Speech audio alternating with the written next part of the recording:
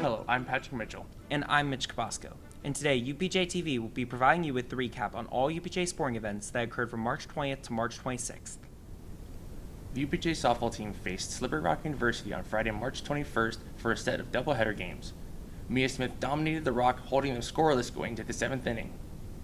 The one-run lead quickly evaporated as Smith's starting pitching counterpart, Alexa Hurd, belted an 0-1 pitch over the left field wall to blow the game open for the Rock, who added on another run to take the first game 5-1. Game 2 was a slugfest that saw 32 total runs scored. 3 long balls were hit by the Rock, 2 coming off the bat of Slippery Rock first baseman Julia Nutter, who launched a first-inning grand slam and followed it up with a 2-run shot in the 6th.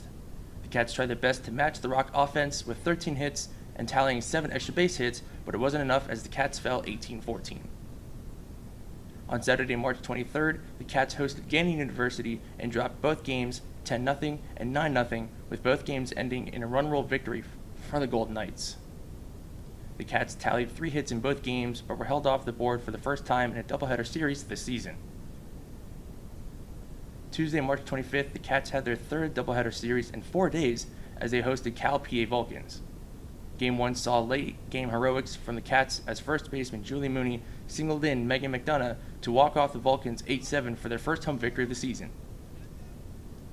Game 2 was a hard-fought battle by both teams. However, the Vulcans had the upper hand thanks to their designated player, Kiera Davis, who belted a 7th-inning grand slam to down the Cats 8-5.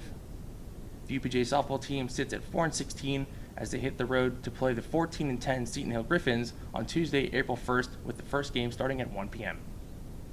Now over to Mitch with the baseball recap. Thank you, Patrick. The UPJ baseball team traveled to Slippery Rock University on Friday, March 21st for the first half of a 4-game series. The Cats lost a pitching duel in Game 1 against the Rock 1-0, sailing for just 4 hits off of rock star Nick Malik, who tossed a complete game shutout and racked up 9 Ks as he earned his 3rd win of the season. The Bats came alive in Game 2. For Pitt Johnstown, the Cats drove in 3 runs on 5 hits but came up short 6-3. On Saturday, March 22nd, the Cats returned home for the second half of the 4-game series. Game 1 was moved back 2 hours due to a threat of rain. However, a 30-minute delay happened anyway in the top of the second. Sophomore Broy Roberts blasted the first pitch of the inning for his first Pitt Johnstown home run. 3 Mountain Cats doubled but ended up falling short 8-4. Game 2 saw a closer contest with Slippery Rock taking the 1-run game 3-2. The difference was a 2-run double from Slippery Rock center fielder Cam Panko Morris that sealed the deal for the Rock as they swept the 4-game series against the Cats. On Tuesday, March 25th, the team traveled to Frostburg State and the host Bobcats greeted the Mountain Cats with an 18-run onslaught on 17 hits to trounce the Cats 18-8. The bright spot for the Cats was first baseman Devin Boyles, who went 3 for 4, driving in 2 runs. Let's go over to Xenia for golf and track and field. Thank you, Mitch. Mauricio Hernandez led the Pitt Johnstown men's golf team to a tie for 4th place at the 2025 California Vulcan Fire Classic, finishing in a tie for 5th individually at 7 over par. The Mountain Cats, ranked 2nd in the Atlantic region, matched Millersville's score of 53 over in the 10-team field. Millersville's Timothy Peters claimed medalist honors at even par, while Cal U secured the team title at 37 over. Lucas Smith and independent golfer Eli Ropetsky tied for 7th at 10 over, while Mario Battaglia and Jake Morgan tied for 28th. Pitt Johnstown heads next to the West Liberty Invitational on April 7th and 8th, and the IUP Spadafora Invitational on April 15th and 16th. The Pitt Johnstown men's and women's track and field teams secured 8 top 10 finishes at the Marty Pushkin Invitational at West Virginia University. Charlie Levander highlighted the men's performances, taking 2nd in the 400-meter hurdles with a time of 59.17 seconds. Nate Thomas followed with a 6th-place finish at 1 minute and 1 second.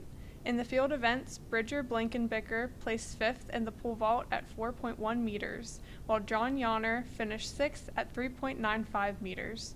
Bryson Hetz added a 7th-place finish in the javelin with a throw of 47 meters.